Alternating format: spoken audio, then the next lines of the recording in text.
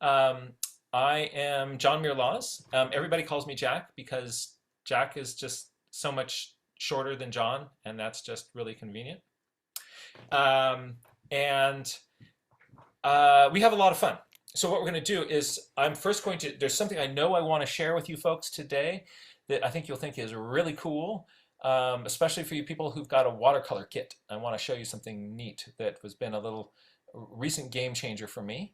And then what we'll do is just drop into the chat ideas of topics, like if there's anything that's been like giving you grief or trouble in your nature journaling practice, whether that's like getting stuck and I'm just like I really want to do it but it's not happening, and we can chat about that, we can talk about that, and kind of hacks for kind of getting around that, because it happens to me too.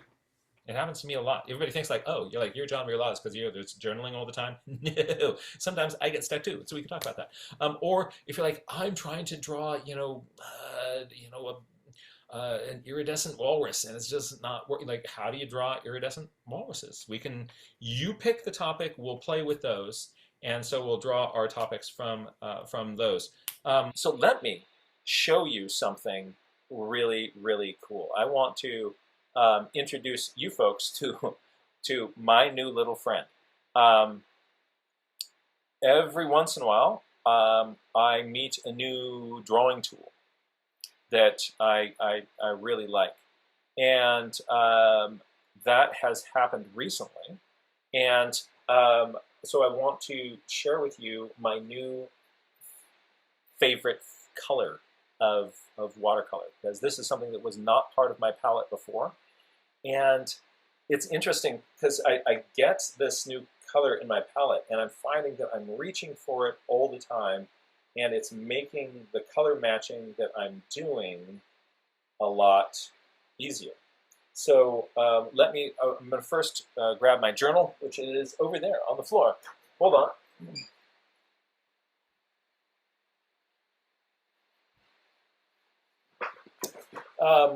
I was recently down in on the Monterey coast, and wandering around and looking at the ocean, because that's what one does in such a place.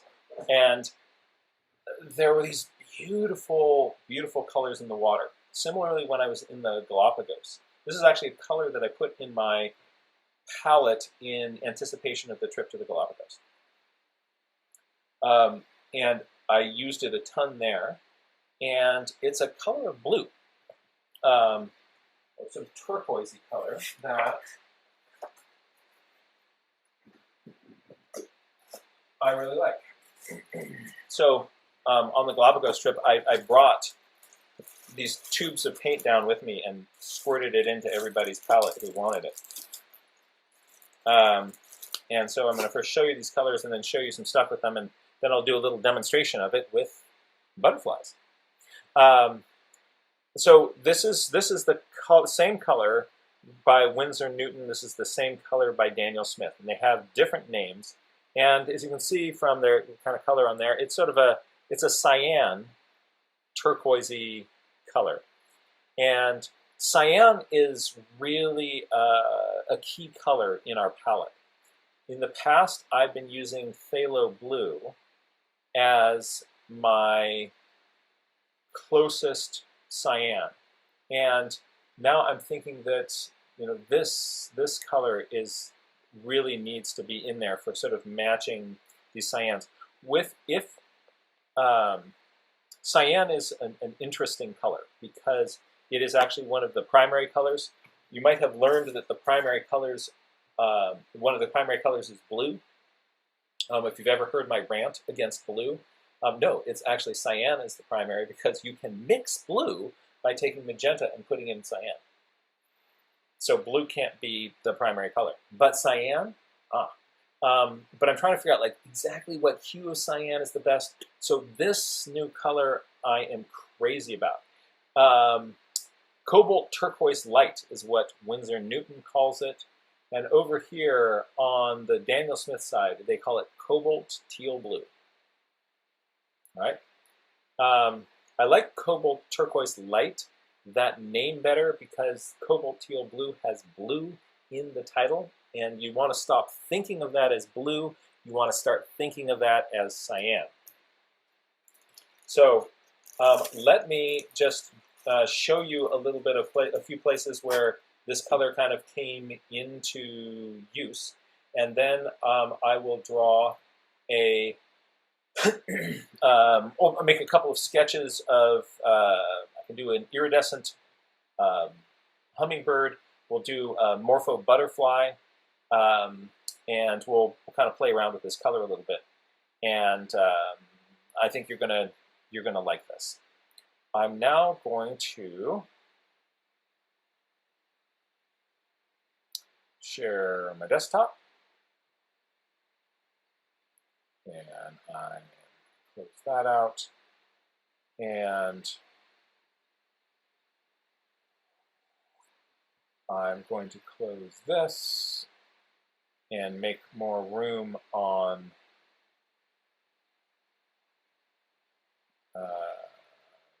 hide video panel and hide floating meeting controls. Oops, no, I need my floating meeting controls back because I'm going to move over to the other camera, which means for audio we need to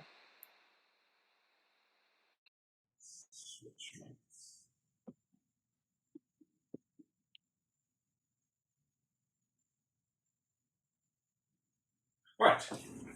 So this color, I've glorped it into my palette, and whoa, hold on a second. My Ave, can you hear me? I can hear you, yes. All right, my camera is not responding. I'm going to unplug my camera and plug this in again. We had a quick question too, just to double check. Were those two colors Daniel Smith Cobalt Teal Blue and Winsor & Newton Cobalt Turquoise Light? Just to double check. One was Cobalt Teal Blue, that was Daniel Smith, and it was Cobalt Turquoise Light For Winsor & Newton. Winsor & Newton, yes. Excellent, thank you. All right, so where are we? Here we are. All right, so I like this so much that it is now an official part of my palette. I have taken my manganese blue hue and cut out half of that and put, for the other half, I've put this cobalt turquoise light into my palette. I think it's a great little color. And let's take a look at just a few sketches that used that.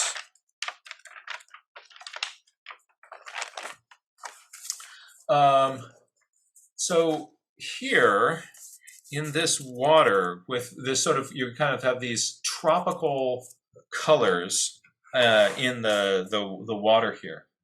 That is mixing with this cobalt turquoise light.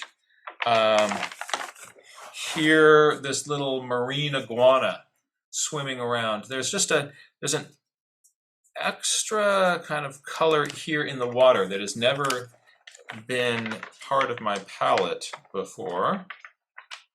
Oh, blue-footed booby feet.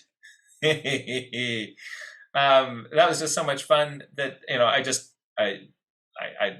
these were memory drawings of boobies. Actually, I did the initial framing from a kayak and then got on shore and just sort of filled the rest in from memory. But that you're seeing it there in the feet. You're seeing it here in the water. That color, you can't mix it. It's really, really hard to mix. And if you, there it is again. Once I just sort of realized how everywhere that color was, this was in Monterey, waterfall, it comes right down onto the beach. But in the past, I wouldn't have been able to hit that color. And so that is really useful. There's a little bit in the sky in here. It's just a wonderful bright cyan, really clean cyan, and that's even on toned paper. So now let's take a look at what it does on white paper, and you'll be like, whoa, that's super, super vivid. But we're going to take a look at how it mixes and how it plays well with others, and be like, wow, I think I like that color. So let's go here. Here I am. All right. Oh, hold on a second. I see. Move this over here. Give me just a moment while I resize my screen here.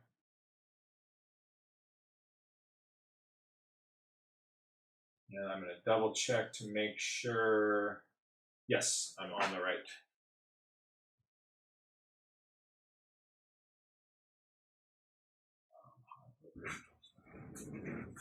All right. So let's put some of this color out.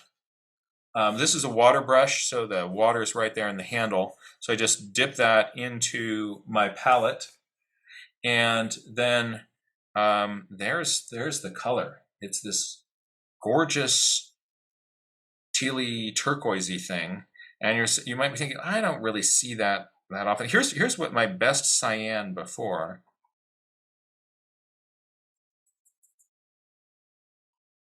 All right, so that's manganese blue hue. And it's different. And here's phthalo blue.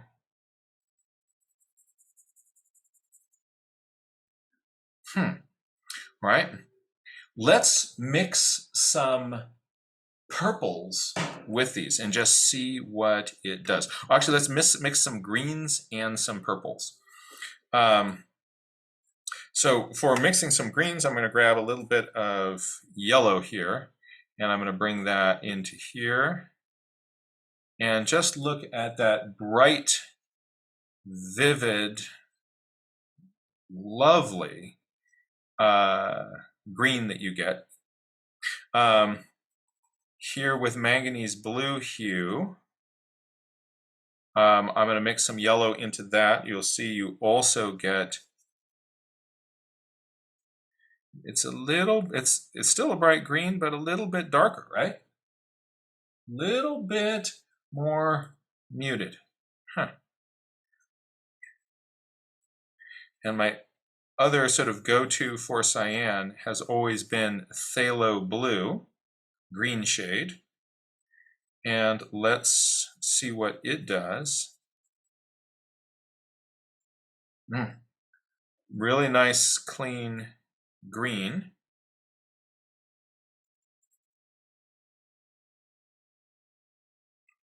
But this is even brighter. So that's useful.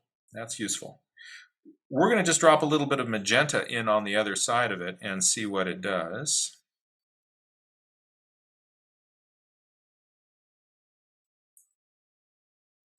There's a purple.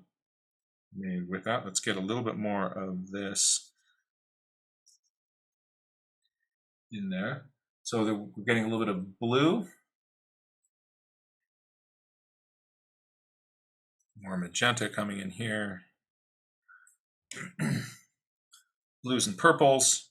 This manganese blue is a pretty pale, anemic color, but it's easy to lift off. If you make a mistake, you can lift it off your page, and it makes. Oh, I didn't want to do that. I wanted to mix that with a magenta.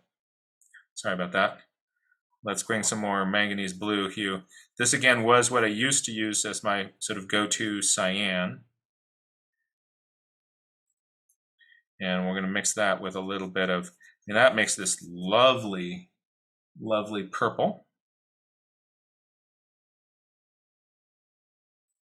And finally, phthalo blue mixed with magenta also makes vibrant, beautiful purples.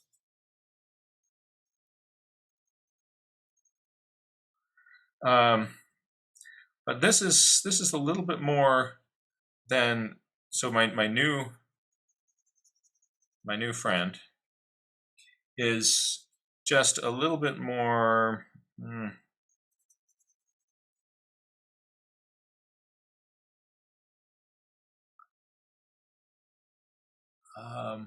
maybe a little more pastel.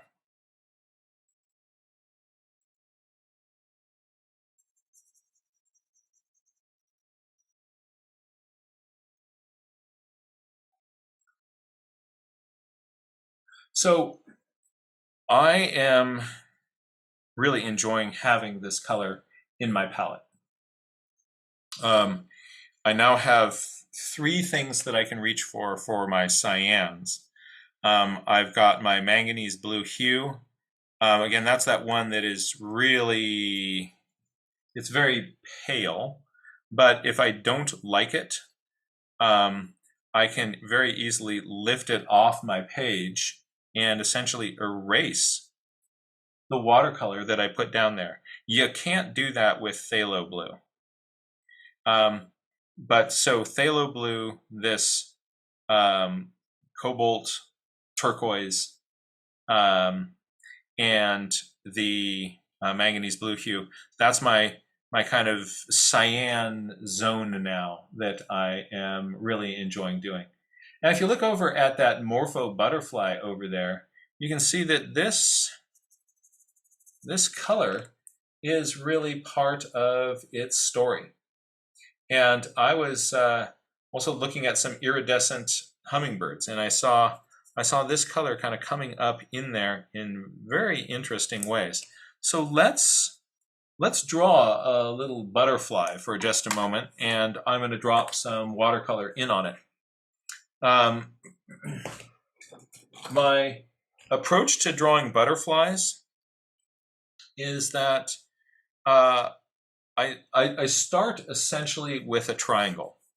I say here is where the hummingbirds, the butterfly's front edge of its wings are. Here's the center line of its body. And then I look at the angle going down here. I imagine from this center line on our little friend here, imagine this angle going down here. What is that angle? Is it 45 degrees? Is it more than that? Is it less than that? And what I do then is roughly put in a triangle of that shape. And then you snip off the bottom. And that roughly blocks in your butterfly. Here I'm also going to look at the negative shape on the front edge of the wing. So if you imagined a line going across the highest point of the wings in the front, the head is really down in here. So I've got this little negative shape cutout. And then we're also going to round these edges here.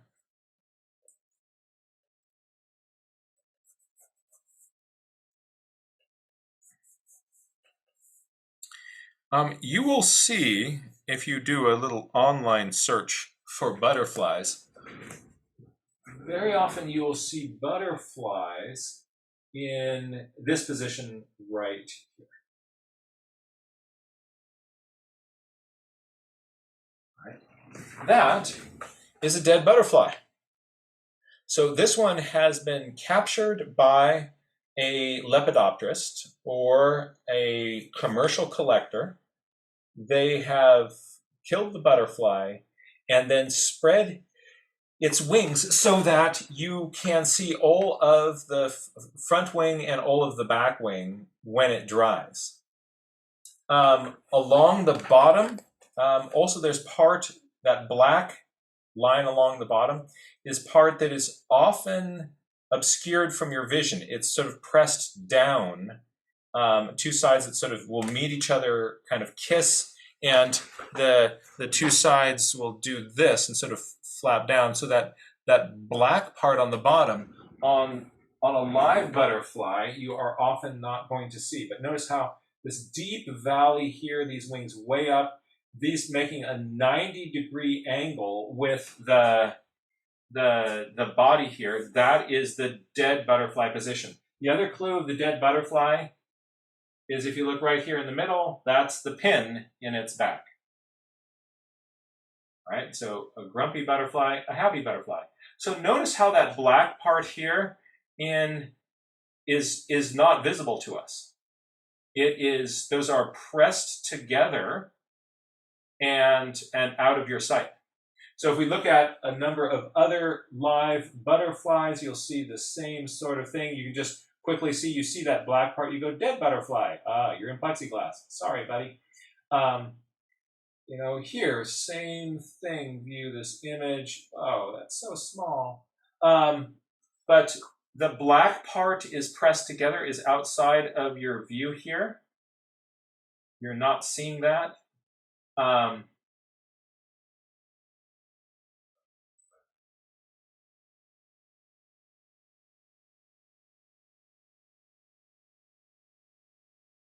Right? You see the same thing here, that black part hidden from your view. There's a little interesting negative shape up at the front.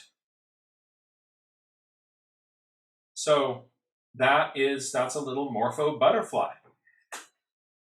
Now let's think about what the wings are doing in these positions. So here I'm going to put, if my body is roughly in this center area here, I have a head that is sticking out.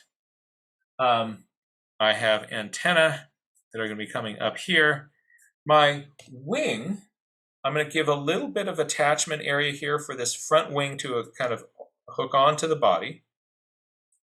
And from there, it is, so it's not coming from this corner here, down like this, down a little bit for that wing to attach.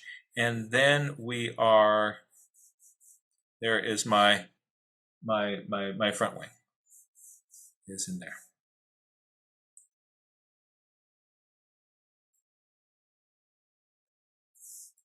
So I'm going to just make these tips stick out a little bit. Maybe not that much. Kind of sculpt that wing shape a little bit. And then the hind wing, I'm going to come make a little negative shape V here. And then I'm coming up in here. I am coming up in here. So that gives me the basic form.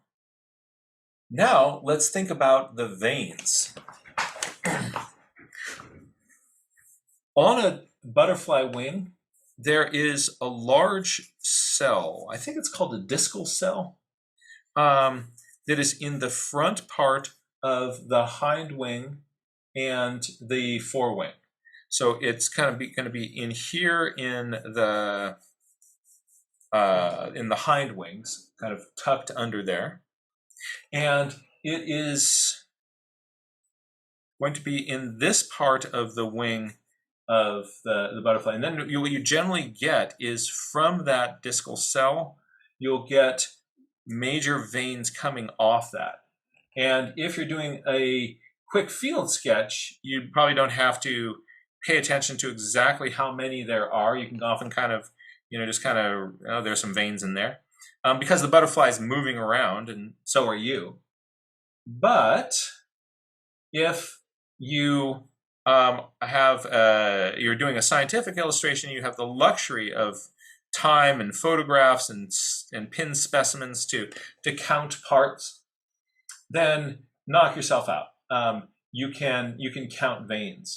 So on this one, from this bit in here, I've got a vein that comes up, it comes over, it comes back in here, and from this part in here, I've got a few veins, 1, 2, in this corner here, 3. Notice that these out here, you're kind of getting these, or they end up being kind of curved as they get in here, but out on this edge of the wing kind of parallel. And then I'm going to put in 1, 2 more veins.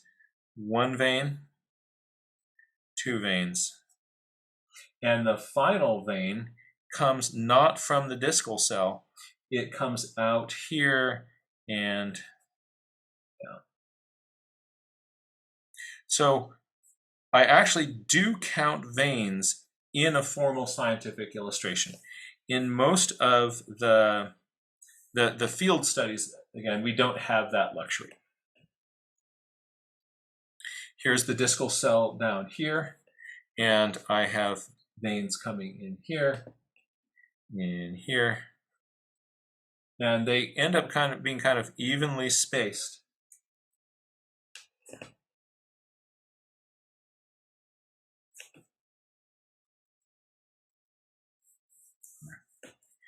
What a lot of scientific illustrators will do is they will carefully map in the veins on one side, then take tracing paper and copy that, put it over here, turn it upside down, and then just rub on it and transfer that wing image over to there. That allows them to get their wings to be perfectly symmetrical. Here, I'm thinking I'm going to sort of save a little bit of time. I'm going to focus on drawing just half this butterfly, because then later on I can either copy that over or just sort of diagram style. People will know that these are bilaterally symmetrical, and yeah, and I don't need to do that.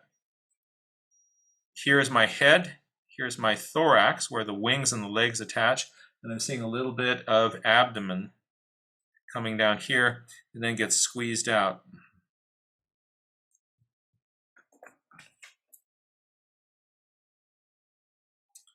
I have a ballpoint pen here, a really fancy one from, where did this come from? From High Infusion Services. Look, there's their phone number. Right? You can get cheap ballpoint pens just about everywhere, and they're great drawing tools. What I love about ballpoint pens is that if I press hard with them, I get a nice, clean, solid line. And then if I press lightly, I can get these really light, ghosty lines, just like with a pencil.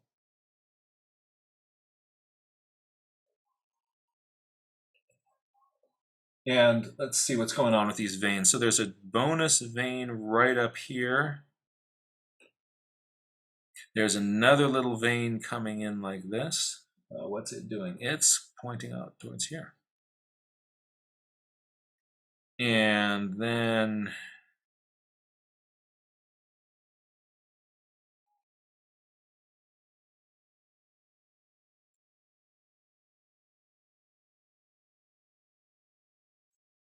what I'm going to do on, oh, I'm going a little bit too heavy-handed, aren't I?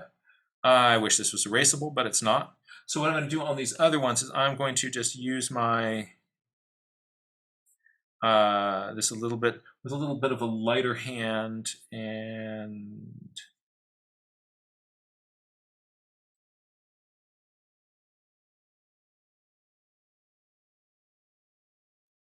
sort of suggest where that goes.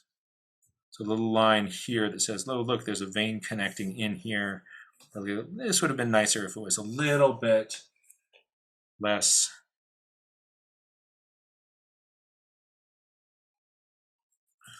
And then I'm going to try to go lightly on this. So I'm just a super ghosty vein, light pressure with a ballpoint pen.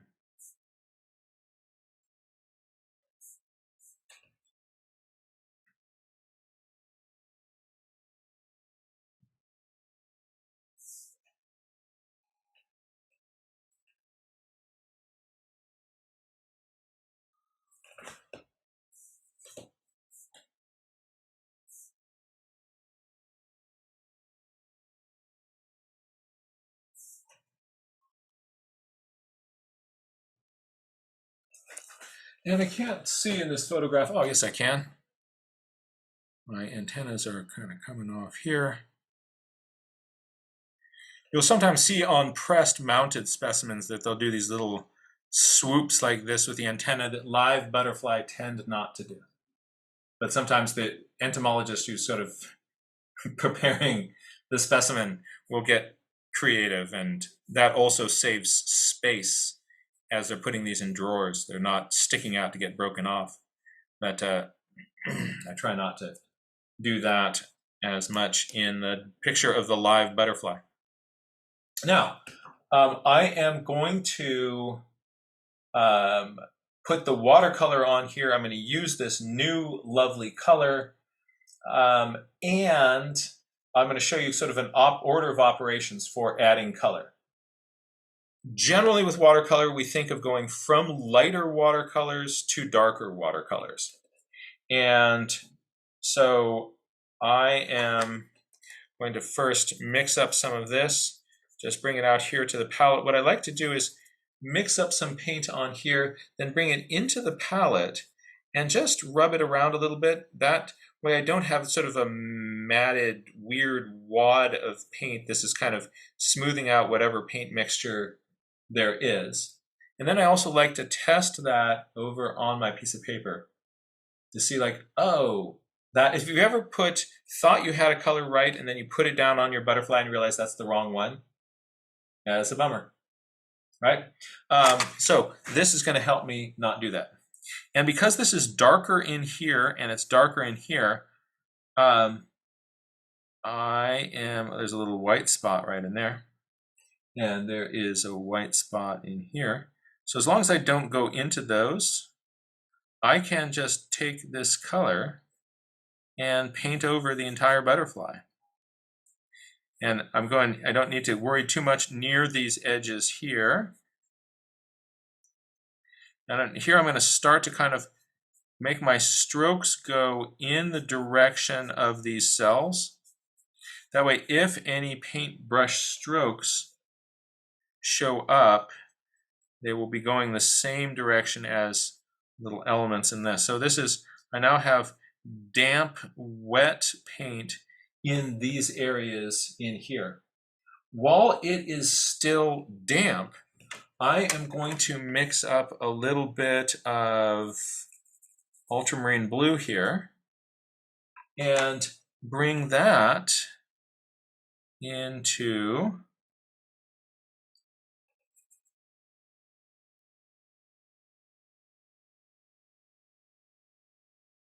this leading part of the wing.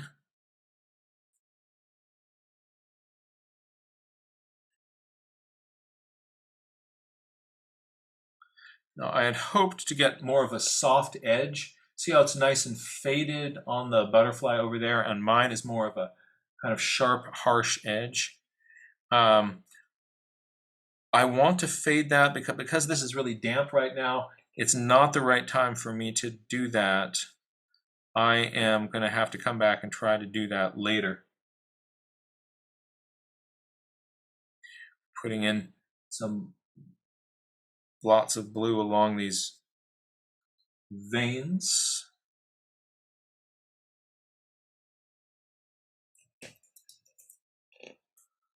All right.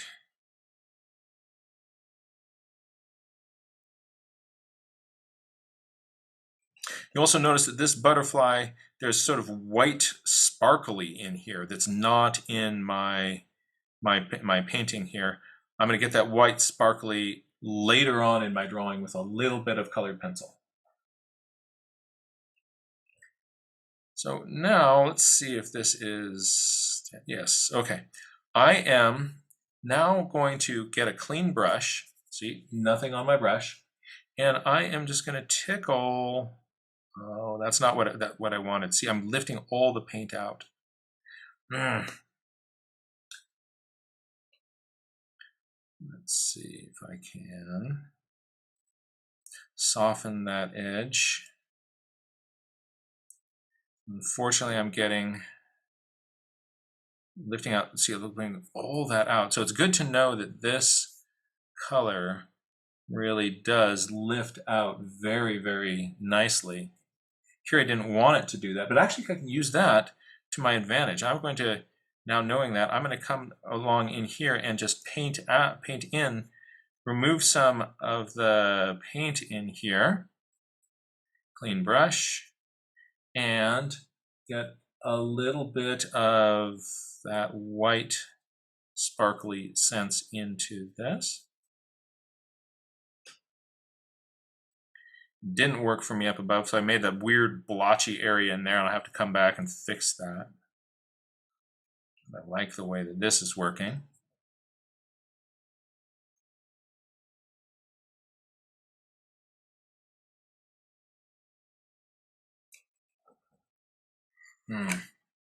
Now, let me see if I can clean this area up a little bit. So I'm going to get medium thickness paint and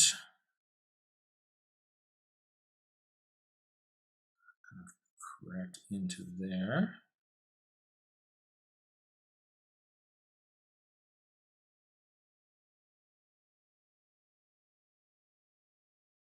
There, that worked.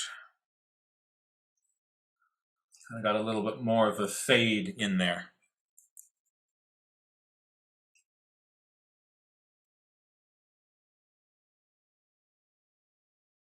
Now I'm going to let that dry. This area over here is mostly dry already, so that means I can now start adding in some blacks. You notice there are these tiny little yellow and red and white spots along the margin of this wing. That's going to be a nuisance to work around. So what I'm going to do is just paint everything black and add those back in with a gel pen. This is a gel pen. It's a white pen that allows me to draw white lines on dry watercolor. You want to make sure your watercolor is really dry, otherwise it kind of messes up your pen and doesn't work very well. So I am now going to take some black paint, and I do use black paint. Some watercolorists don't use black paint, but I sometimes find for a critter like this, I want some black paint, give me some black paint. And then I get some black paint and I'm happy. Some watercolorists don't really like, they'll mix all their blacks from mixing browns and, let's see, what does this do? It kind of comes up a little bit on these veins, doesn't it? And so I'm going to come down here on this vein and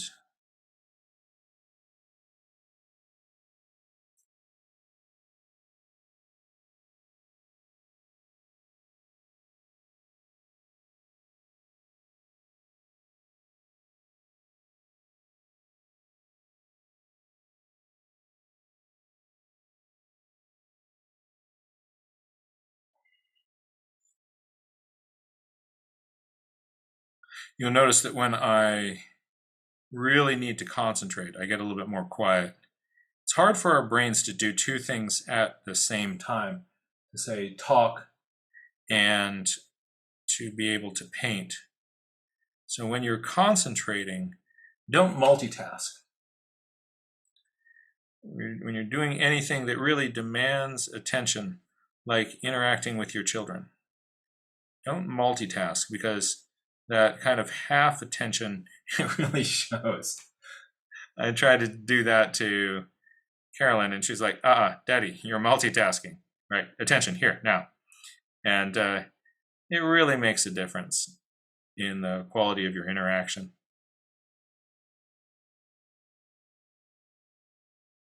So again, for me to put in all of those, to work around all of those little marks, it would take a long time and it would be hard to do. So I am just making my life a little bit easier.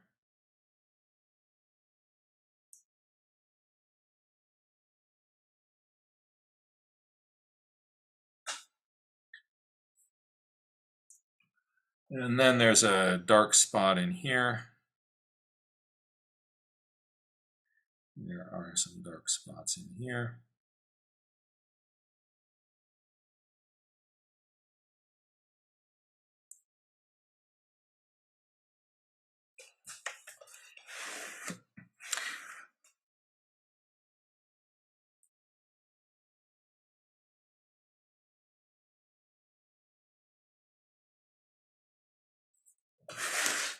Having a good brush really, really makes a big difference in something like this. A paintbrush that has an uncontrollable or floppy tip is really hard to work with. It's one reason I love working with specifically these Pentel Aquash water brushes.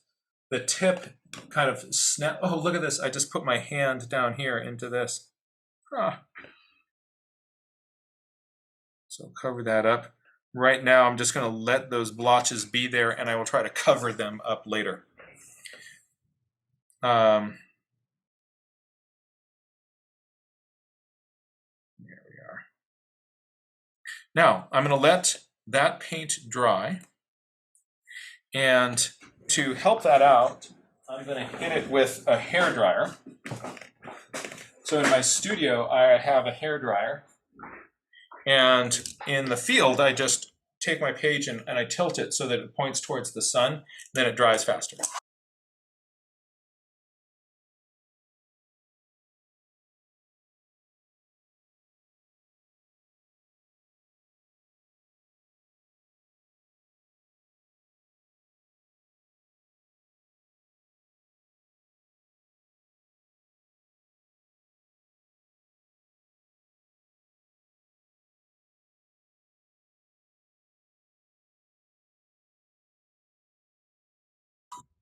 There you go. Now, what I want to do, I want to add a little bit of detail into this, and a little bit of detail goes a really, really long way. So I'm going to start with my gel pen, and there's a little white stripe that kind of comes up in here. Are you dying? No, you're still with me. Oh, no, look at that. Come on, gel pen. You can make it. You can do this. Yeah, no, you're almost out of ink. Gel pens, don't buy a bunch of gel pens all at once because they will go bad on you. They will go rogue.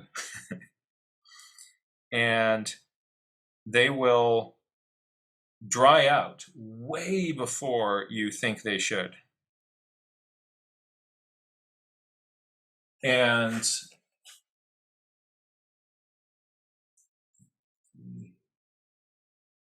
seems that these little spots are 1, 2, 3, 4. Am I missing a vein in the wing? Yeah, look at that. I think I did 1, 2, 3, 4, 5, 6. 1, 2, 3, 4, 5, 6. No, I think this will be okay. But yeah, gel pens, they dry out very, very, very fast. And notice where there are yellow or red marks on this, that what I'm going to do is I'm going to put in white marks. And I'm going to tint those once the gel pen is dry.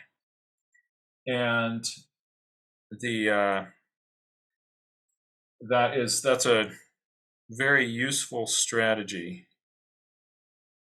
for getting your marks with your gel pen to, you don't need a whole bunch of colors of gel pen.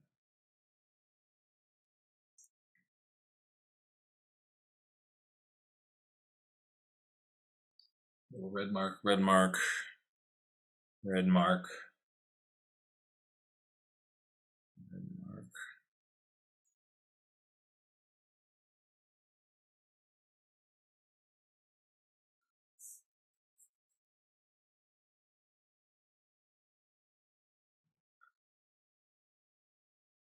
Seems that the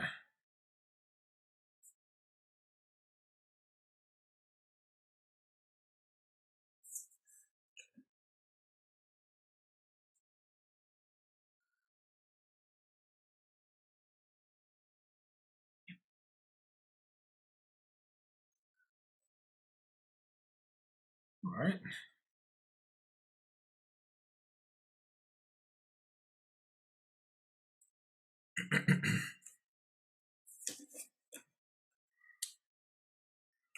Gel pen dries fairly fast, so that I can then just come along with some red paint. I want to make sure that there's a controlled amount of paint on my brush, so I stroke it over here on the side and just double check that there is that I don't have too much water in there that would make a big blotch.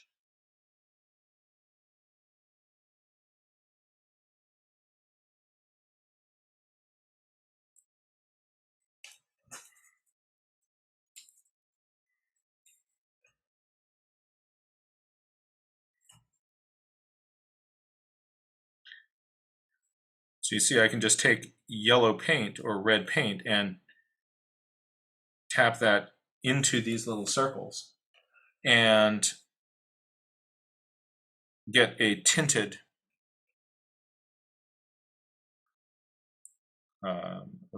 little dot.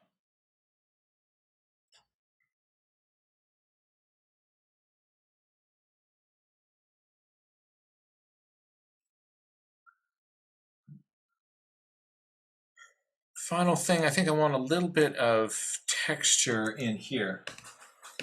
So what I'm going to do is take a white colored pencil, and I'm going to test this over here and just see, yeah, that will work.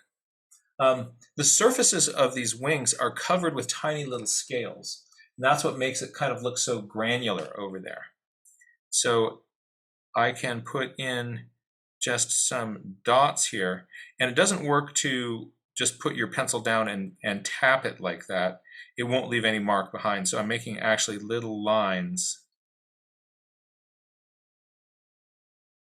And I want just to have a suggestion of this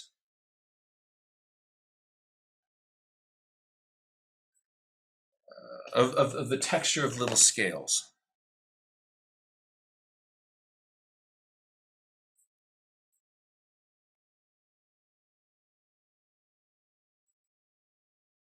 A little bit goes a long way, so just a few of these suggest that texture to me. And it seems that there's sort of almost a streakiness kind of going on in here, so I might put in a little bit of streaky.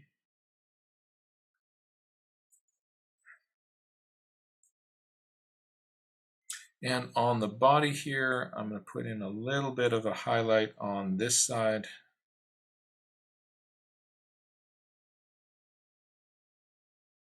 There we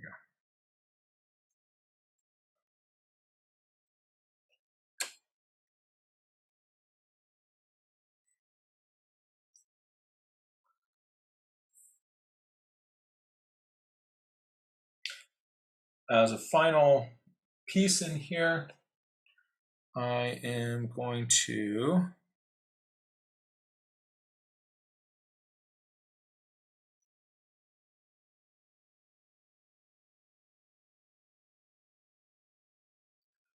reinforce just a few of these lines with my brush.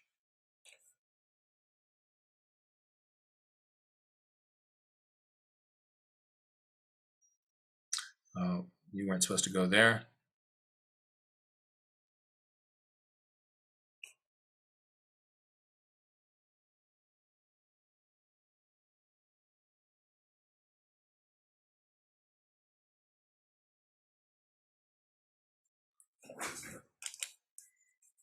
There we go.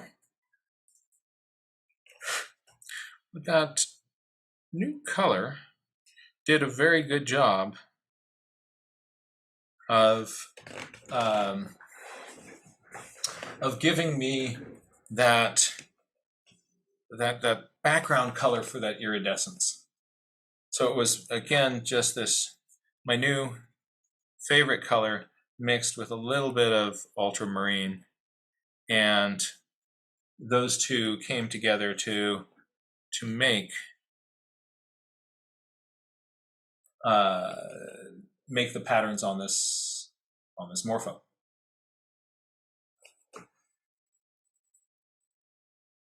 When I'm all done, if I want to, I can try to clean up things like this. One way you can try to clean up this with some paint, you can just stroke over it and make it lighter, or get rid of it entirely. You notice I splashed out of the boundaries here, so just that turquoise lifts out very, very cleanly. Matter of fact, let's just do a little test of that. Some pigments stain paper, some pigments sit on the surface. And if, you know, like for instance, this phthalo blue, it stains the paper. And so as I rub it here, I can move it out a little bit, but still, you know, there is, see, I made a little bit of a pale hole in there. But I think that with this, yeah, look at that. This is much more forgiving. I can erase this cobalt turquoise where I don't want it to be. What a pretty butterfly.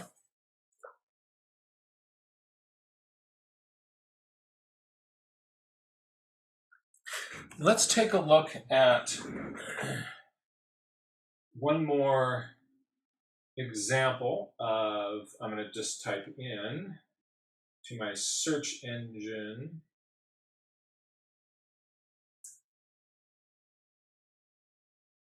a purple butterfly.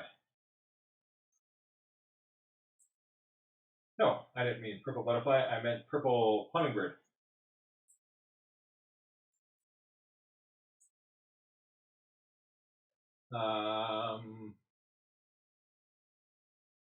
Images. Let's see if there is somebody who will be obliging enough to have this color in their iridescence.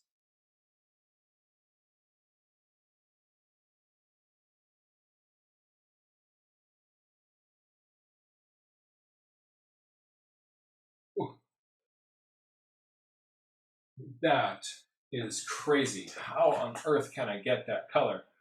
Well, fortunately, I've got this my new little turquoise friend. So in something like this, I've got a bird. Here's its head, and then the body is coming down like this. I like to look at the negative shape underneath the neck here. I have a little bit of a head bump.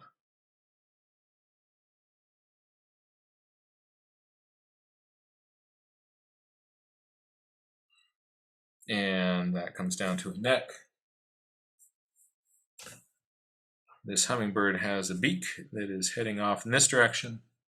And look at this. For connecting your hummingbird beak to the eye, this is kind of a critical part in the hummingbird. There's this dark triangle right in front of the eye. You'll see that on just about all the hummingbirds. Maybe all of them, I don't know. All the ones that I find this is just sort of a regularly, you know, you've got your hummingbird eye, this little triangle that kind of goes into the beak. And that is great.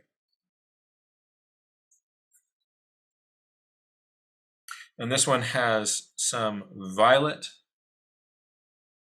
big violet ear patch here, and that is then coming out down below. Oh, such pretty colors. And I'm just going to do part of the head here. But let me give this just with my ballpoint pen here. Again, thank you, High Infusion Services. A little bit of crisp line work. Nice clean edge on the eye. There is a little zone of skin around that. I'm going to go to a little triangle here on the back side, and then there's that big triangle in the front.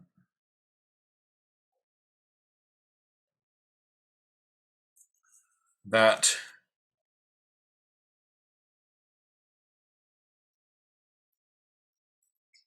fits into the bill. We have our...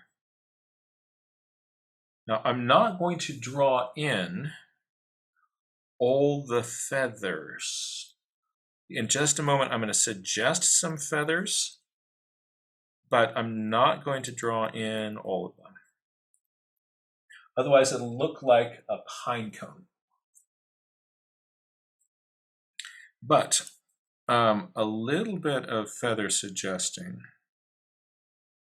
is going to be helpful. So there's a few little feathers in here, and as you go up over the top of the head, imagine that this is a ball. If there's a feather that is facing towards you, you're going to see that as a feather. But if there's a feather that is wrapping up here, you're going to see the side of that feather. You're going to see the side of this feather. So as you're coming up this way, you're kind of getting this more of these sort of sides of feathers. But I'm not even going to take that and bring it all the way out to the edge, just sort of the suggestion of, as we're going out this way, that there are some bigger feathers out there. So again, a little bit of a suggestion of feathers is often more effective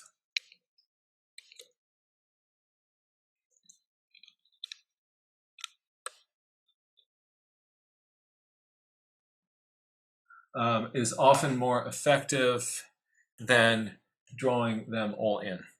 So there's feathers in here. I don't have to map every little feather in, but just give myself a suggestion that there's overlapping feathers in here, and I want to think of how those feathers kind of come together, making those sorts of patterns.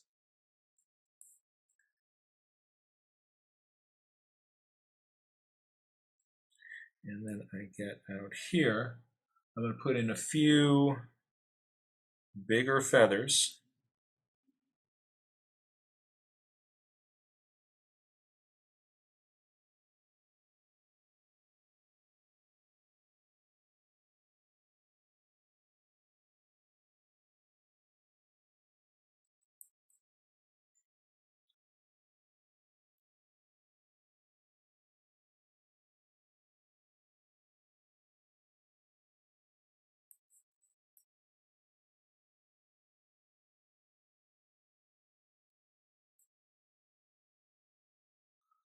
Right. Let's put in some color on this and make this hummer feel iridescent. What is the color? I'm going to start with this turquoise, and then I'm going to tint it with green by putting in a little bit of yellow. So actually on my palette here, I might just mix into some of this to push it onto the green side. Oh, look at that.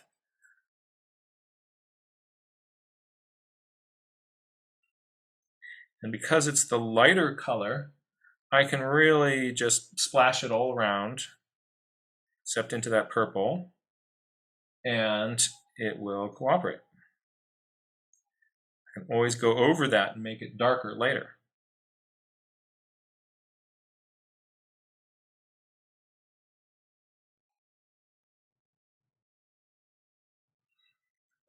What about on the underside of that head? I'm going to go into some, actually, let's just go for some dark gray. One of the things that makes an iridescent birdie look iridescent is that bright colors quickly transition to not bright colors. But I need more of a dark than that. I want to go, the ones that aren't pointing towards you are just reflecting black back at me.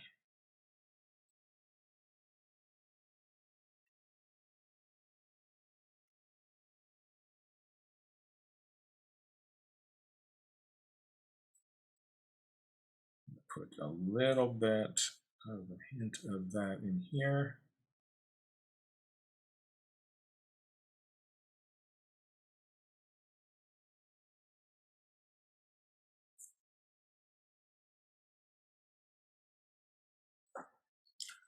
I want that dark to be really nice and dark. Here I'm putting a little bit of brown, a dark brown into, this is some bloodstone genuine into that. That's a nice one.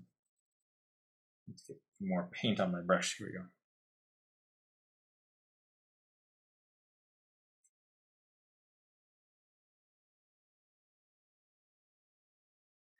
Now, what about that blue purple zone? Well, it's really black up in here, and then it gets into a blue zone, it gets into a purple zone. What is the brightest of those? I want to look at those. What is the brightest? I really want those purples to shine. How can I get a good purple? Here is a big purple from my palette. I want it to be more of a magenta-y thing, so let's mix it with that. How does that look? It still needs to be a little bit brighter. Really get that color matched before it hits your paper, and that'll do.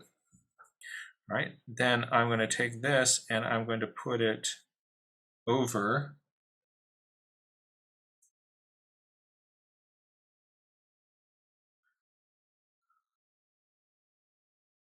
the part that's purple. And then I'm going to get some clean blue.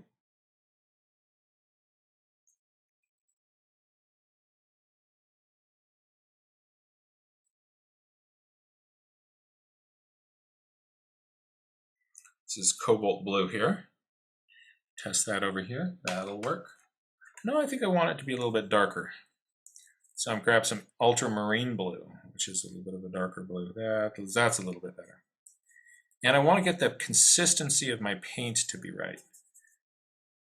I want this to be fairly thick, not sticky and paste-like, but I don't want this to be really runny, because then I want to be able to get some nice, crisp, bright blues in there. And I've now got too much water on the tip of this. This made a big puddle right here. And if I continue painting with that puddle, it's gonna haunt me. So I'm wiping off some of the water here. I'm wiping off some of the water on a rag, picking up just a bit more pigment and making sure I've got, there we go.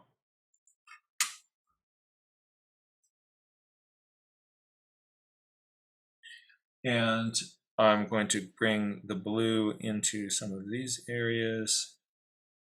I want these bright colors next to each other to really interact and play with each other. Finally, there's dark around its eye.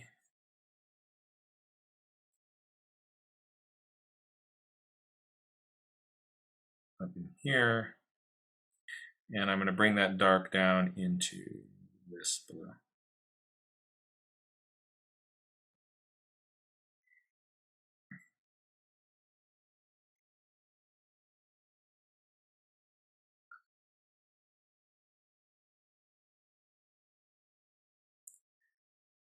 My teal.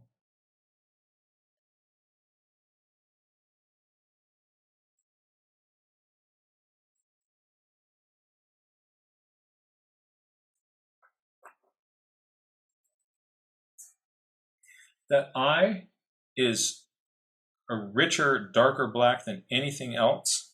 So I'm just going to mix, again, some straight up black on my palette. I'm pointing my brush to make sure it's nice and sharp. There you go.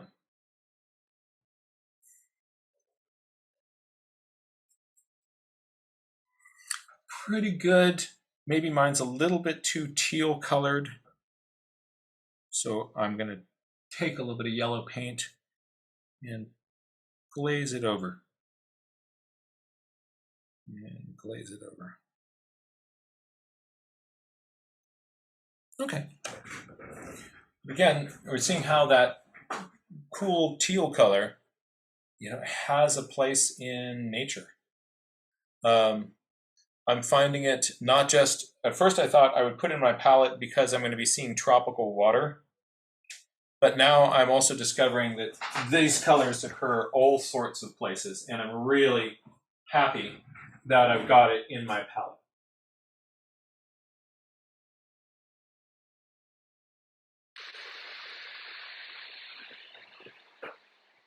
So there's a butterfly. There's part of a little hummingbird, and we got to play with some new tubes of paint. I am, you don't need, every color out there. Some people do their whole careers just with a very small, limited palette, and that's fine. That's really cool. I am one of these people that tends to err on the side of like, oh, I like that color too. Sure, I'll put it in my palette. And it's convenient, and it makes things faster and a little bit easier for me. If you find you like that color, you can add it to your watercolor palette. If it's not your jam, that's totally okay. Pretty soon, the palettes that I sell on my website will have this one included in them as part of the package. And I hope that this was useful for you. Avea, did you see any interesting questions come in while you were following that? As we were. Oh, there were a ton of ones. Although, it just stopped. There was a bit of buzzing just now that started in your audio when you switched cameras. Just letting you know. But yeah, not sure what it's about. But let's see here. There were a ton of really good questions. Let's see here. One question was, what was that hummingbird that you just were drawing? Oh, it was a very pretty one, and I have no idea. It is. It might be a violet ear, but I would have to sit down with a field guide and try to figure it out. In California here, we've just got this little collection of hummingbirds that roll through. Down in Ecuador, there'd be like 11, 12 species at one feeder, and realize that we're just the tip of the hummingbird iceberg. But something that's really fun about hummingbirds, also, if you kind of start getting into hummingbirds have the best names. They do. I got to go get my hummingbird book now. All right, just check this out. Let's see, birds of Ecuador. Maybe we'll even figure out who that hummingbird is. But the little wood star. Wood star. How great is that? The coronet, the hill star, star frontlets. Star frontlets. That's just adorable. Star frontlet, really? The great sapphire wing, the shining sunbeam. Oh, how much fun is that? Oh, and then there's this little one that's really like, how come you got to be the shining sunbeam and I'm the hoary puff leg, right? So did the hoary puff leg like draw the short straw? I don't know. The mountain avocet bill, right? Don't you want to check that one out? So there are the violet-tailed sylph, the green-tailed train bearer, the booted racket tail. The tourmaline sun angel. Oh, and you got to be the hoary puff leg, and somebody else got to be the purple-throated sun angel. That's got to keep you up at night. But little puff leg, we love you. We do. My daughters actually got to see a puff leg. They love the puff legs because it looks like they're wearing Ugg boots. They have these little white puffs around their legs. And so they called them Uggs, and they thought they were just the best. But yeah, The fiery topaz. Yeah, sometime when you're just sort of wanting to kind of geek out, just check out check out hummingbird names, sapphires, wood nymphs. Oh, I mean, just. But no, I that was a hummingbird, and it was pretty. I don't know which one. So I totally hear you. I'm currently trying to draw one called a violet saber wing. We had yeah, and we had another question about what the process was again for how you made the purple, I think. Oh, the purple is get yourself some not blue, but get yourself some cyan, and um, and drop magenta into it. I guess you can do it with blue too, but if you have kind of clean magenta, this doesn't work with red, by the way. So if you're using red to mix your purples, you will get ugly, plum, bruised, brown, gunky colors. You need a really clean magenta because also red is not a primary color. Magenta is our primary color. So get yourself some magenta, and you will be happy in the much happier in the purple mixing department. That actually deserves just a little quick demo, because there are going to be some folks out there who are saying like, no, thanks a lot, but I actually know that red is my primary color, and I'm just fine with that. So for all you doubters out there, this is for you. I'm going to get some blue. Here's some blue. And I'm going to mix this with some red. And you'll say, look, there's red, there's blue, let's get them together. Ooh, they're kissing, they're friends. Look, it made purple. And you're thinking, see, that's a good purple. That's a good purple. That's purple enough. You'll think that that's purple enough until you see what magenta can do, and then you'll be like, oh, you're the hoary puff leg of mixed purples, right? And so let's just get some blue down here. All right, there's a little blue going on. We're going to mix this, oh yes we are, with some magenta. Magenta is this sort of like pinky color, right? So, and we get that together, and oh, look at that. Oh, see what I'm talking about? See, before we were thinking that was purple, and now you see that's the color of a contusion, right? That's contusion color, and that's purple. So you want a nice violet. Here is, let's just take some phthalo blue, and I'm going to mix that with some quinacridone pink here. And you see, it makes all the lovely violet that you want.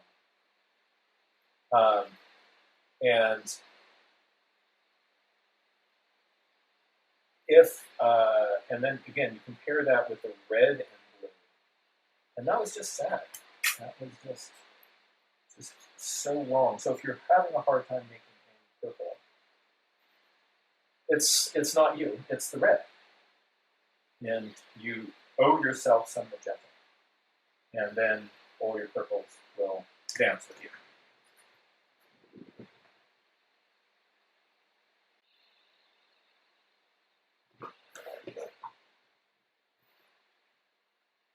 Were there any other fun questions that you saw pop up in there? There was a question about, okay, a few more. There was a question about which was the hummingbird book that you have. I think was it Hummingbirds of Ecuador? It was just a Birds of Ecuador. Birds of Ecuador, okay. And also, I mean, just like the hummingbirds in Ecuador just decided to like, let's do adaptive radiation. And And there's hummingbirds and hummingbirds and hummingbirds and hummingbirds and hummingbirds and hummingbirds and hummingbirds. Um, so normally you've got one page of hummingbirds. Um, if you're out there, you've got pages and pages and pages and pages and pages and pages and pages of all these crazy hummingbirds, and it's really really fun. Um, oh man, the so yeah, here in my backyard, I've got annas. Nothing against the annas. I love me some annas, but the that's we don't have the shining sunbeam. True. Although I've been told our friends in Australia are a bit envious where they have 0 hummingbirds. That's true. That's true. If you're in a place that is hummingbird free, then or places where it's sort of like in Africa, the sunbird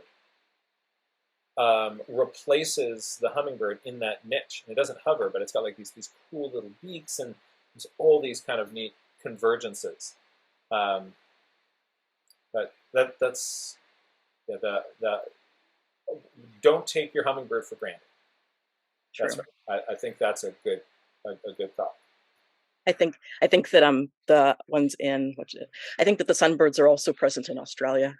I think that they have those as well. I like to call the hummingbirds sky jewels. Sky jewels. Oh, that's fun. And when they do the little dancing, the little display flights, Fiona calls those joy jumps. I love it. I think isn't that nice? Joy jumps. It's awesome.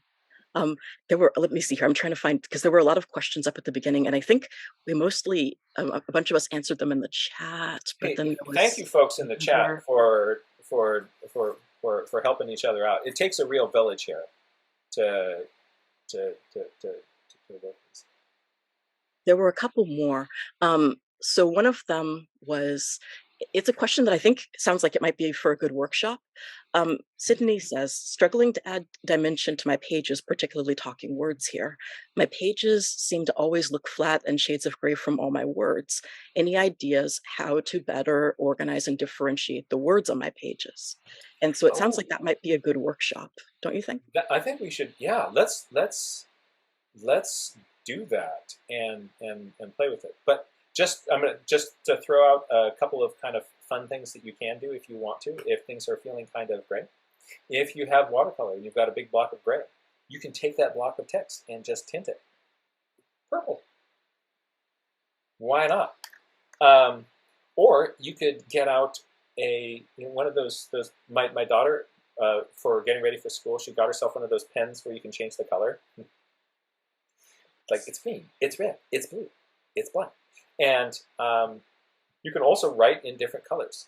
It's interesting, if you write in brown pen, your journal page just kind of has this old school sepia look to it. It's just kind of cool. And there's some neat fiber tip brown pens that are out there and accessible. Oh, tell us about that. Another thing is that I used to see people who would make all of these super duper cool titles to their pages with really cool text and everything. And I didn't always have time to do that, but I still wanted to make my title stand out. So I got my hands on a couple of calligraphy pens. And so depending on my mood, or sometimes the subject will just lend itself to a color, I have these two plus a black one. And so I'm able to write my titles stand out a little bit more flourishy with calligraphy pen. So that's a really, really easy way to add a little bit of flair to your pages. Could you show us a page that has that? Oh, yeah, sure. That would be really, really cool to see. So like, for example, the other day we were doing a workshop with Melinda. So then I write my text at the top like this, and it makes it stand out from everything else. Just like that. Let's see here. What else have I done? I mean, hold that up just one more time. Oh, okay. Oh, there we go. Yeah. It turns it into, it doesn't even have to be a different font. With that thing, it's making cool letters. Yeah, you've got that kind of chisel edge thing going on, which I love. I love that effect. That's cool. If I had a brown one, I could really make it look old school. If you had what? If I had a brown one, which I will find someday, I could really make it look old school. That'd be dangerous, right? Another thing is to put your letters down the side of the page. I haven't done this yet because I have to go sit out and watch them, but bird movement practice, I'm planning to do that with some pigeons. And so then that way the page can have the text right here. So that's another idea. Get old Bonto on that. Exactly. Very, very fun. I'm trying to see if I have any other good calligraphy pages. One more. Yeah. Oh yeah, Bug Afternoon. Yep. So I like the look of those. Yeah, you got the different color and then just that that chisel edge. That's fun. thank you. So yeah, I think that could be a really fun workshop, but that's just an idea. And then Claire Thompson had said, when it's time to, Claire Thompson had an announcement, I think, about an event that she is leading. Awesome. All right, why don't we jump to that? I'm going to have to leave a little bit early today, so we're going to be closing up this discussion fairly soon, and because it's the girls have an early pickup, and so I'm riding my bicycle over to school and getting thing 1 and thing 2, and we're going to go out for an adventure that will probably involve an ice cream truck. But they don't know that. Or not an ice cream truck, but those people who have to push the little carts around. You hear the ding, ding, ding. We're going to go on our bicycles in search of Ding.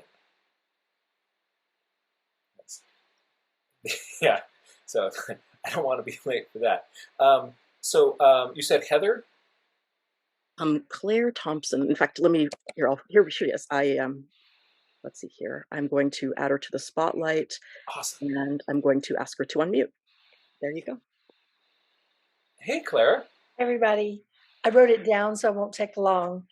I'm brand new at this. I only just started this year, and I'm practicing. And I've been a naturalist for Nature Vision in Seattle, which is a nonprofit that teaches children conservation and earth sciences. And I loved that. And I'm retired now. And I'm not a lunch lady. I want to do, I don't go to lunch with ladies. I want to do things. I don't want to be retired. So I live in a 10,000 acre forest community in the southern Blue Ridge Mountains. This geological part of the mountains is where the Appalachian Trail starts.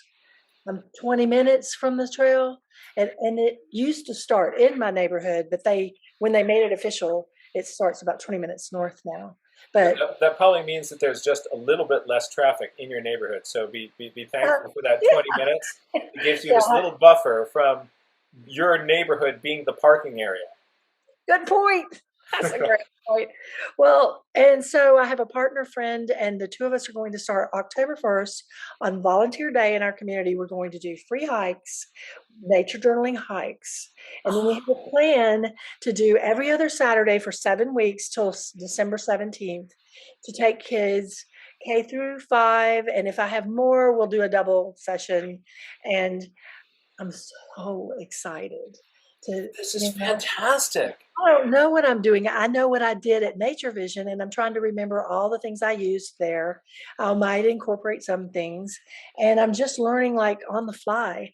And I'm definitely going to the conference in September and getting prepared. And I'm just beside myself with joy to do this. And I had to tell y'all, because this is the first time I have all your calendar now on my calendar, and it reminds me. And I went, oh, there's something today. I need to go to that. So I'm trying to educate myself in every way that I can so that we can bring this, because if you don't know this, George, and this is my last sentence, because thing 1 and thing 2 are Georgia is one of the 6 top states for diversity in the nation, and one of the few places on the planet that have this much diversity aside from southern China. And that's because of the glacial effect 10,000 years ago. I mean, it's amazing. There's 2,500 species of plants in this community. They say, I think there's probably more. And I know a few. I mean, I know probably 50 or 100 or more, maybe I don't know how many I know, but I mean, you just walk through, there's 2 kinds of gingers. There's trillium of all kinds. There's just so much. I can't tell you all, but it's worth seeing because we're going to help them with their green blindness. We're going to use, using letters. I think I took this from your site. We're going to use letters and words, words and numbers and art. And it's going, and this will appeal to the parents. We'll be using a STEAM view. So science, art, and technology. You add art to STEM, Yep. and then it's complete. It's not complete without it, I think. That's right. You're absolutely right, because what people did is they started thinking of the art as it's for making a decoration. It's a hobby. But art is a way of thinking. You're teaching people to be visual thinkers. And if we want people to be, engineers and scientists, and we're not teaching them to think visually, we're not giving them the full toolkit. Ooh, they're getting shortchanged That's without right. Yeah, think about like Da Vinci's notebooks, right? I bring him up all the time. Yeah. It's like Da Vinci would not have been Da Vinci if Da Vinci hadn't been making those notebooks. The notebooks were an essential part of Da Vinci's thinking process. Not just to record it, but Da Vinci was working ideas out on paper and would then figure out on paper, I'm not going to try that flying machine. Unfortunately, it didn't, right? Because it wouldn't have worked. It would have dropped like a stone. But it's thinking, this is wonderful what you're doing. I'm just going to jump in with both feet, and I know I don't know everything. We're also looking for experts to come and go with us on days, and we'll announce them as we find them. I found somebody today who's an expert on the trees and the fruits trees here. We have pawpaws. I have 2 pawpaws. I have pawpaws in my. Have you ever heard that song? Picking up pawpaws, put them in your pocket. Yeah. Well, they're real pawpaw trees, and they are tasty. And there's dwarfs and there's regular sizes. And I have them in my yard. It's like he went nuts when he saw it. He came over here to do something else for me for work. And he goes, wait, look at these trees you have. And I'm like, what? How do you know all that? So the next thing you know, we weren't doing our work. We were doing our nature vision stuff, our naturalists. And now he's promised to come on one of our hikes. That's great. When and it just, you don't need to be an expert in any of this stuff. You just got to have the chutzpah, because you get out there with some journals in your hand and you're out in nature, things are going to work. Things are going to work. And, you're also, then letting them have a chance to have a direct experience with things instead of like, I need to tell you everything about this tree. It's now we're going to let the tree speak for itself. Oh, this is so exciting. You ask questions. That's the method of teaching. I'm not going to lecture on anything. I'm just going to guide and say, oh, by the way, what do you think of this? And why do you think it's like that? And how is it helping? And, I'll have to have my partner who has her degree, she has a master's degree in sociology. So she's a big helper. She can, and she also taught art for students K through 5, I think. And she's a really good teacher. And I met her because I volunteered last year for kids here to take them on hikes. And I really wanted to do this then, but I wasn't really started with y'all, and I really wasn't paying. I didn't know anything. There's not that many nature journaling people on the East Coast, y'all. But it's coming. Is this new? Tell me some history about that. I know you have to go, but I would like to know. No. I'm still here for a little bit. And this is an old school system, but nature journaling is having a renaissance, and people are just sort of realizing the degree to which we've dropped this out of our curriculum and we've suffered for it, and people are just okay, I'm going to try it, and then realize the degree to which it connects them with place in a fundamentally different way, and they think, I'm going to do that again, and I'm going to do that again, and so much that I just do it for my own pleasure by myself. But it would be awesome to go in a group like y'all do all the time. And you were talking about getting the band back, made me laugh. People have people to hang with to do this. That's so cool. Yeah. Also on Wednesdays, we've got the educator forum. With your energy, Claire, I would love to see you there. I think you would really enjoy this group of people that come together for those discussions. It is fun. And the kinds of conversations which we get into are really, it is so interesting. I can't wait. This is just my calling. Yeah. And also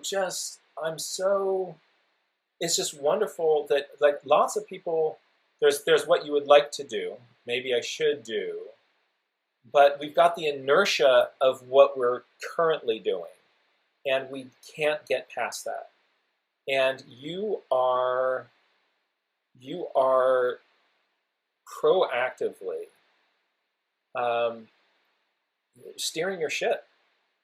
And you've got this one life to be alive, and Claire, yours at the end of times, you're not going to be sighing and full of regrets and what I should have done. This is how we engage with this wild and precious life, isn't it? Yes, it's awesome. It's really awesome. I've interviewed 2 other teachers over this past year to see if anyone would do it with me to help, and they were all interested, but ended up saying, I'll probably get sued. No, parents are terrible. And it was really a downer. And I was like, okay, thank you for coming. And I hope you enjoyed your tea and cookies. Next, and finally this girl dropped into my lap. And I was like, oh, okay, now it's opening up. And then there's a Georgia Master Naturalist program sponsored by the University of Georgia. And that's like 20 months or however long it was. And I did that last year, just to learn more about Georgia, because I did all this work and study in Washington State. So the plants are cousins, and I know a lot of the plants. I'm from Alabama, but I was a kid, I didn't study that stuff then, so I'm studying it now. And I've been doing horticulture since I went back to school and I retired and got a degree in horticulture. So, and I'm sort of majored in native plants. So that's where it's all kind of leading. It's like your life, you just keep doing the things you love and trying to keep doing, and it's just leading me there. I don't know how to explain it better. There's so much wisdom in that. I was supposed to study nursing or something, make more money. And when I went back to college, I was 54, and I thought, I don't want to study that. I don't want to study this. Somebody said, you should be this and you should do that. And oh, you should do that. And I said, no, I'm going to do what I want to do. This is my turn now. I already spent 30 years doing something just to make money, Yeah. The 40 years, something. Work. We need to work. I like working. The new thing is everybody goes, nobody wants to work anymore. It's not true. People do want to work. Mm-hmm. Yeah, and what's Avea had something to share and add with that. I was gonna say, first of all, I love your passion, and I love the way that you are jumping all in with this. And yes, exactly. Yeah, you get big hand hearts. Yeah, already made my little book. And it's got some little paints from that lady that y'all talked about earlier. What's her name? Roseanne Hanson. So the kids are going to have, I think we're just going to do pencils. There's too much for little kids to do pens right now, maybe later. But we're just going to try to make it simple and fun and, but I'm going to learn a lot in September with y'all. Thank you. It's going to be fun. We're going to have 30 different people. Everybody's there's no one, if you just sort of learn from, say, me, then you would think that the way you're supposed to do it is the way that I do it. But when you see all these 30 different people who have, and everybody's doing all these different sorts of things, or you join Pencil Miles and chill and kind of just hang out with other people and look into their journals and share, you realize there's so many ways to approach this. The trick is just to do it, and there's not a wrong way to be doing it. Yeah. I was excuse me. I was going to say that If you wind up, if what you're doing winds up becoming a regular gathering or a club chapter, I wanted to let you and also everybody else know about this map that is on Jack's website, just to remind people that there is in fact a map here that shows nature journal clubs all over the world, and it's open for people to add theirs to, so that other people can find you, and so that way you can connect with more people. Because, for example, if you live here in Georgia and you're seeing, oh, sorry, I should probably make this go down a little, and then it looks as though there's one club right out here, but the thing is that if you also create one, you can add this to the map too, and so can everybody. So I want to remind people of that, this tool for connection. And again, you can find this on Jack's website. You go here to where it says Nature Journal. You go to where it says Find or Start a Nature Journal Club near you. You click on it, you get here, and then you can just kind of scroll down, and then it says Join a Nature Club near you. So I wanted to let you know about this, because of your passion and because you're starting this thing, that other people might want to join in as well. And so that's a way to help people find you. So I wanted to do that, show that, and also to thank you for what you're beginning. Yeah. Thank you so Yeah. much. Yes, thank you. No, thank y'all guys. I mean, really, we say y'all guys, you all, so much for, I think there is a movement, not just with nature journaling, but journaling in itself. There's a guy in Brooklyn doing bullet journaling. I don't know if you've heard of him, but it's not just writing things down and scribing. It's a way of asking yourself questions. What am I doing? I mean, why are you keeping a journal? Why? I know why I'm doing it for nature, but why am I doing it for my life? And it takes you on a deeper journey into the why of your life.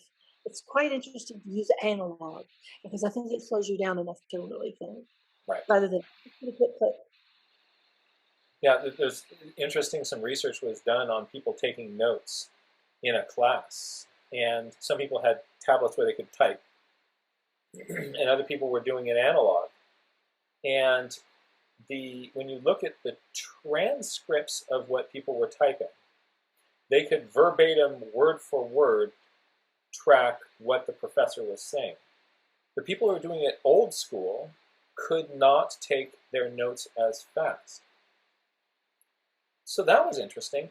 But then you sit down and you talk to them about what was being discussed. What was the teacher saying? And the people who were typing with these great transcripts, they said, I have no idea, I'd have to read my notes. Right? And the people who actually had to go slower and were making decisions, so like, that's the idea I want to record. That's the next idea I want to record. They would say, well, these were the major themes, and there are these 3 different parts, and then here are the details that support it. It's, analog. Yeah. A lot to be said for it. That's really fun. It's great. I think people are realizing that. They're bringing it back. They like art. I don't know how schools are treating STEAM or STEM. I don't know about that because I'm not in the school systems. I'm not paying attention much. But we can bring it to them this way. Yeah, that's right. That's right. Introducing children will change their lives, I think. Yeah, it's a fundamental, you're right, it's a life-changing tool. Yes, just to be able to see, to be able to learn to look at something long enough that you can actually see what you're looking at, not just glancing and walking away, but actually taking time to take the time, which I think you talk about that, because I've listened to a lot of your little things on the YouTubes and stuff, as much as I have time for. Sometimes I just turn you on and put my ears in and walk away and listen, if I have to do laundry or work. But it is very helpful, and I'm just very excited. I don't need to take too much time, but I just want to know. No, Claire, you're not taking our time. We're enjoying time together, and I would love to see you in the educators forum too. I think that you you would have just so much fun kind of geeking out with us, because we go down some philosophical rabbit holes, and they're really interesting discussions. Well, thank you very much. Now I have someone at my door who has to do work, and I have to go Okay. answer. So, hey, it was wonderful to meet you. Thanks so much for having the courage to get up here in front of everybody and let us know what's going on. That's really inspiring. I'll try. I want to, My best. yeah. So, folks, thank you, Claire. With you.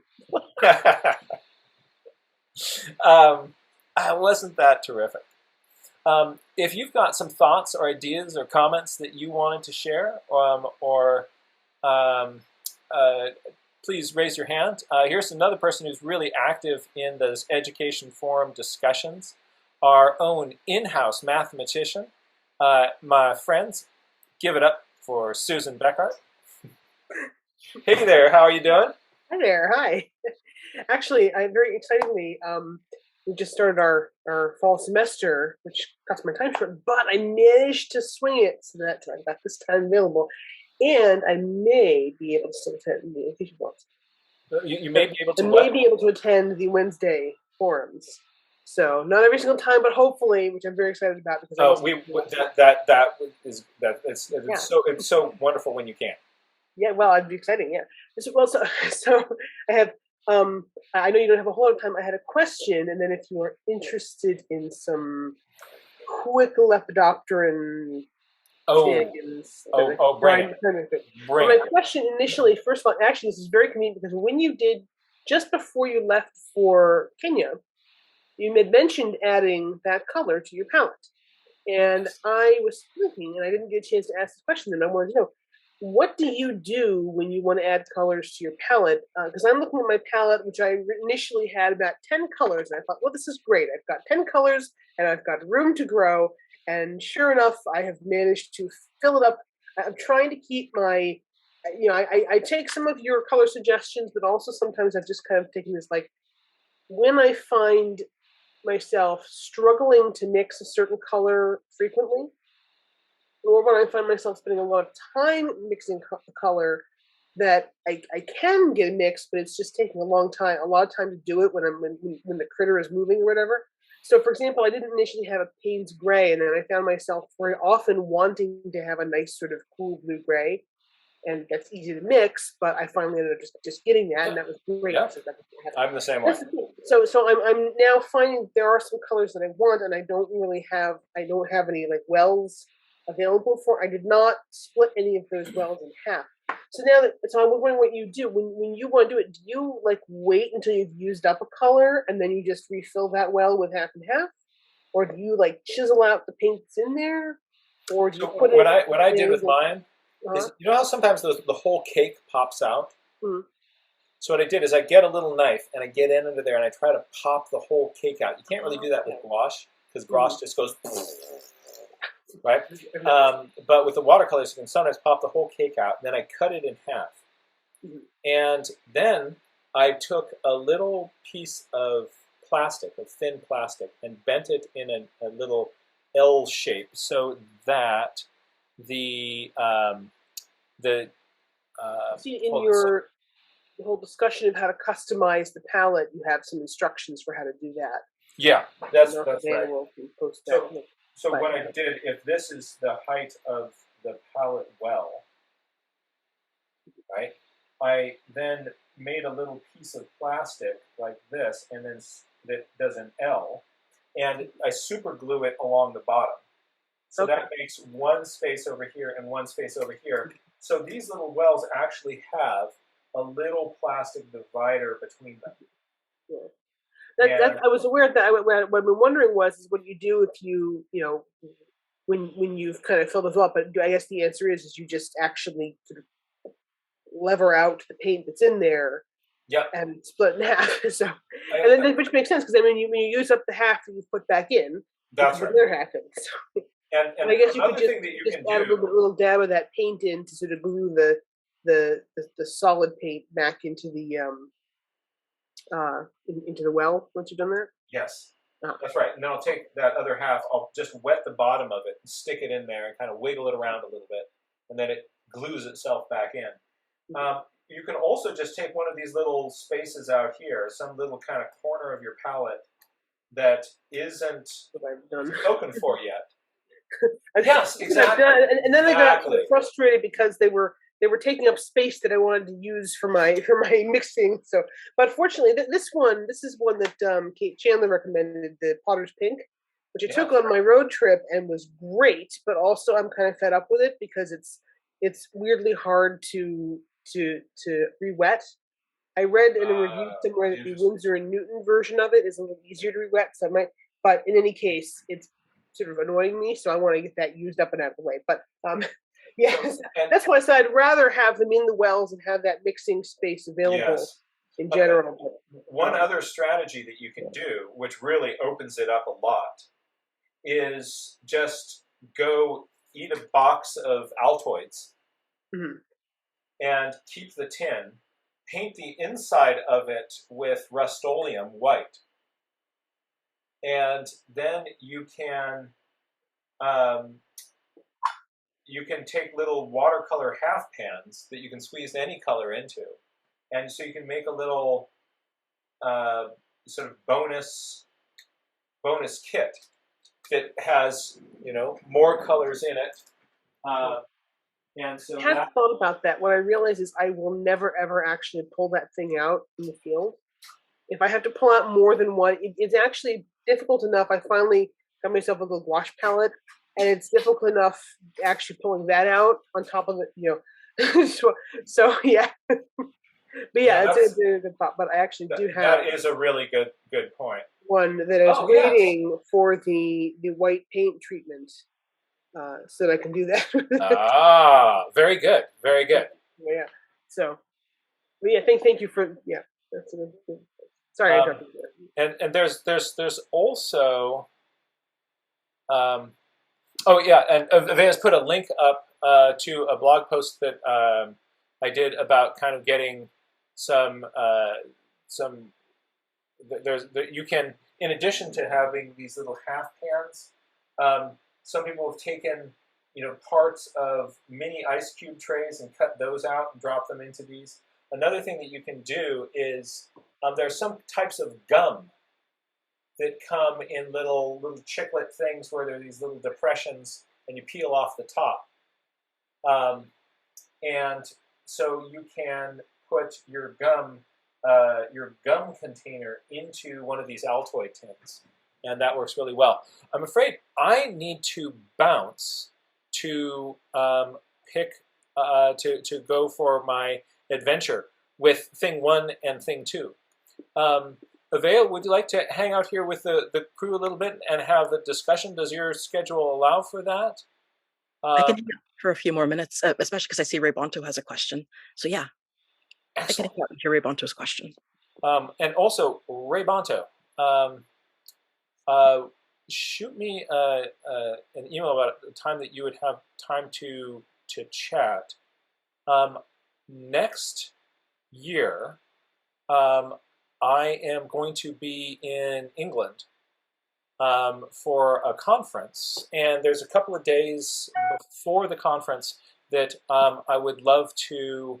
I'm thinking of setting up a nature journaling gathering of some sort, and wanted to make sure that happens at a time in a place that would work for you, because I really want to go nature journaling with you. So if this sort of mini workshop doesn't work out, the two of us will just have to get together anyway and go geek out and nature journal. But I want to talk to you about sort of when the timing of this might be, and so that